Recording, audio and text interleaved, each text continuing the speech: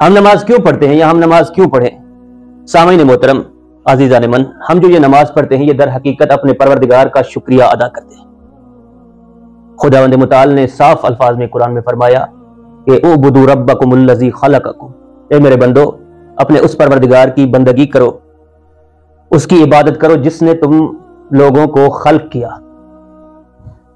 نیستی سے جس نے ہستی عطا کی، عدم سے جس نے وجود عطا کیا، اور فقط یہی نہیں کہ انسان کو خدا نے خلق کرنے جیسی نعمت عطا کی، خلقت جیسی نعمت عطا کی، بلکہ دوسرے مقام پر خداوند متعال نے فرمایا سخر لکم ما فی السماوات و ما فی الارض، جو کچھ زمین اور آسمان میں ہے وہ سب کچھ پروردگار نے انسان کے لیے مسخر کر دیا۔ تو اتنی نعمات خلقت سے لے کر آخر تک، سر سے لے کر پاؤں تک انسان کو خداوند متعال نے نعمات ظاہری اور معنوی سے سرشار رکھا۔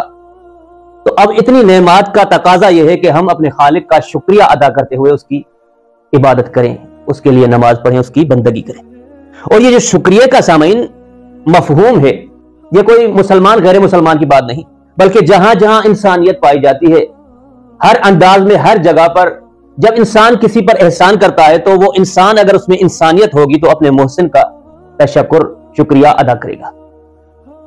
اس میں اسلام اور غیر اسلام کی کوئی بات نہیں۔ ہر انسان اپنے لہجے میں، اپنے طریقے سے، اپنی زبان سے، کوئی تھینکس بول کر شکریہ ادا کرتا ہے تو کوئی شکریہ کہہ کے، کوئی مہربانی کہہ کے، کوئی ممنونم، ہر کوئی اپنی زبان سے اپنے محسن، اپنے احسان کرنے والے کا شکریہ ادا کرتا ہے۔ یہاں تک کہ یہ شکریہ کا جو مفہوم ہے یہ انسان سے ہٹ کر حیوانوں بھی ان کی ظرفیت کے مطابق، حیوانوں میں بھی شکریہ کی یہ خاصیت پائی جاتی ہے۔ حیوان بھی اپنی اپنی ظرفیت کے مطابق اس شخص کا جو اس پر احسان کرے شکریہ ادا کرتے ہیں۔ مثلا کتے کے سامنے اگر آپ غذا رکھیں، کوئی کھانے کی چیز رکھیں، تو کتا دم ہلا کر آپ کا تشکر کرتا ہے۔ آپ کے گھر کے باہر چوکیداری کا حق ادا کرتے ہوئے آپ کا شکریہ ادا کرتا ہے۔